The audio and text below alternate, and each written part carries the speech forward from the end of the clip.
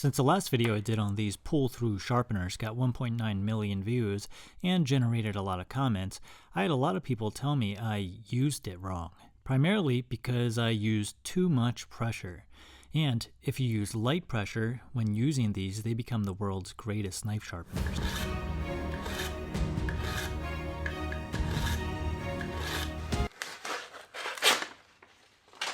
The light pressure doesn't do anything.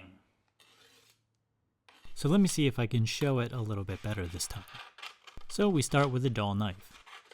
I think we all know what a dull knife will probably look like up close, but here it is anyway. It literally looks like the edge has been scraped square, because it has. Then we run it through the pull-through for 5 minutes.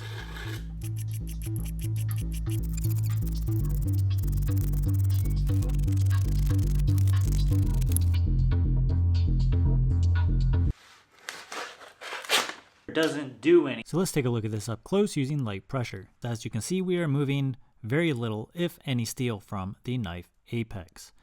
In layman's terms, this means that it doesn't do anything.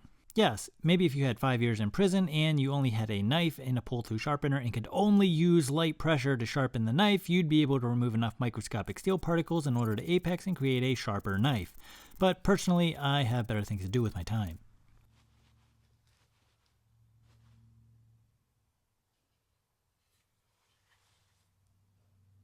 Now let's add pressure. The first pass is slightly more pressure than light pressure. Second pass is adding even more pressure. Let's do that again. Starting to add a little more pressure. I apologize for the noise this makes, but remember, you guys asked for this. Light pressure, adding pressure, and there. Light pressure, adding pressure. Moving steel. I think what starts to become apparent is we need a minimum pressure for the carbide to cut into the steel. This works the same way with any abrasive. We need minimum pressure for the abrasive to work efficiently. Try sanding a board with super light pressure on the sandpaper. It doesn't do anything. Here's what the edge looks like up close. And this isn't even magnified that much. Just nasty. I mean, this looks like the Eagle Nebula.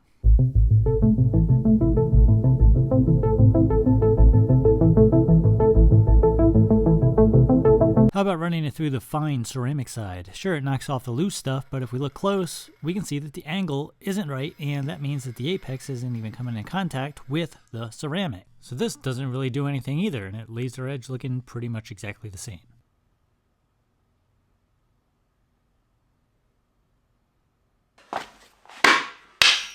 Just run the edge through a piece of wood.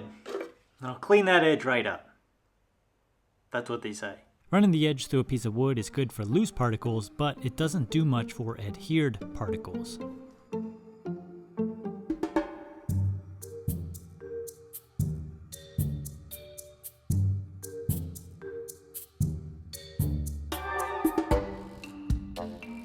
Here it is after the wood.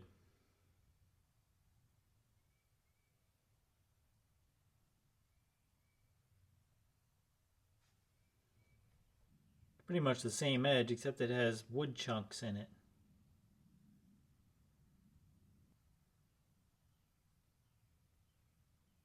And here it is. This is as good as I can possibly get this edge on a pull-through sharpener, using all of my sharpening know-how, which isn't much. But what's with all the fascination of what the edge looks like? Who cares what it looks like? Funnily enough, I literally got this comment as I was recording this.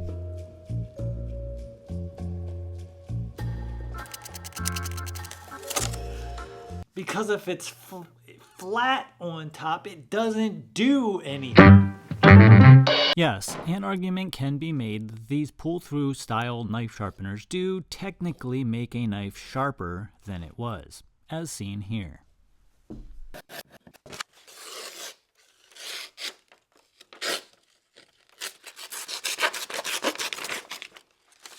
However, I can also technically make a knife sharper than it was by using a brick. And I'm going to show this to you in real time because I was shocked at how fast this took. It took approximately 19 seconds. Exactly. Sort of, exactly.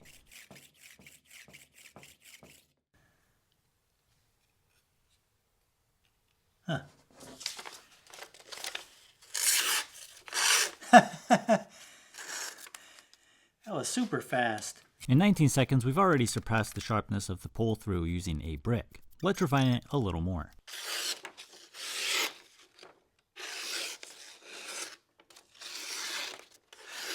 I thought it was going to take longer than that.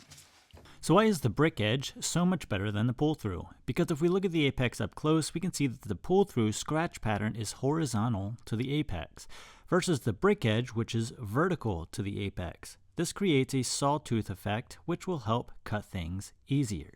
Interestingly enough, as I was filming this, I got this comment too.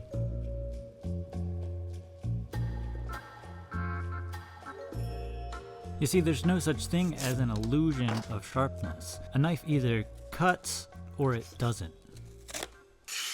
It's all an illusion.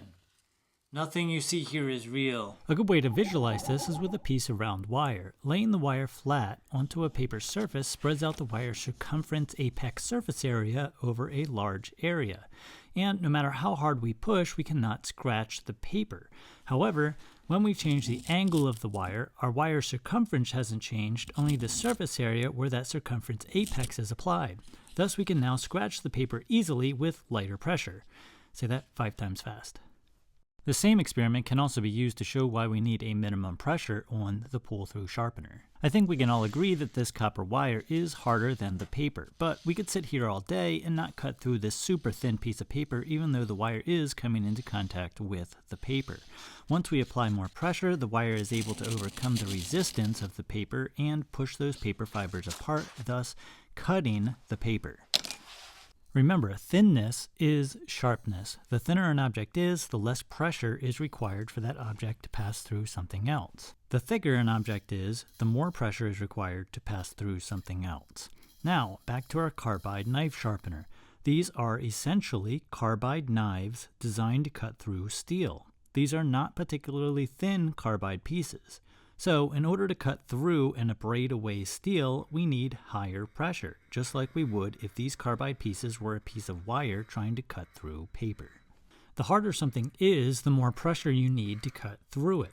Since when we cut something, we need somewhere for that material that's being cut to go. The space in the material that's being cut is now being occupied by the cutting edge. This is why no matter how sharp a knife is, you can't just slice through a softer piece of steel by hand, because we are not applying enough pressure to displace the material away from the cutting edge, enough for the knife to continue to pass all the way through the piece of steel. So for any abrasive to work, including carbide pull-through sharpeners, we have to apply enough pressure to deform the steel we are abrading away in order to displace it, to make way for the cutting instrument, either to compress it to one side or the other, like in the case of giant steel shears, or to deform it in smaller pieces to remove it from the cut path, so our cutting instrument can pass through it. All of these things just remove steel in smaller pieces in order to remove it from the cut path of the cutting instrument. Back to our scratch pattern and why it matters. If we have a horizontal scratch pattern, we have a relatively smooth apex. This edge will rely primarily on deforming the thing that it is cutting with pressure and pushing the stuff out of the way, sort of like the pull-through sharpener itself did when we sharpened the knife in the first place. Changing the scratch pattern gives us a sawtooth effect that allows the cutting edge to abrade the material away as well. This gives us the best of both worlds and why the scratch pattern direction matters so much. And if you look close, you can actually see this in real time as microscopic tiny pieces are being carried out of the cut path by the microscopic sawtooth edge. So what it boils down to is hard things like steel requires high pressure in order to displace material. Low hardness materials like fruit and vegetables mostly require lower pressures in order to displace material.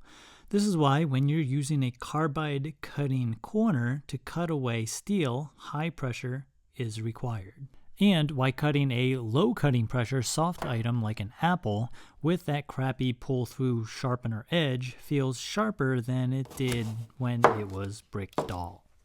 Now, if you do not want to learn freehand, and a good freehand stone can be picked up for about 20 bucks, link below for the correct ones, the next best, easiest, quickest, no-skill way to sharpen is something like the WorkSharp Mark II.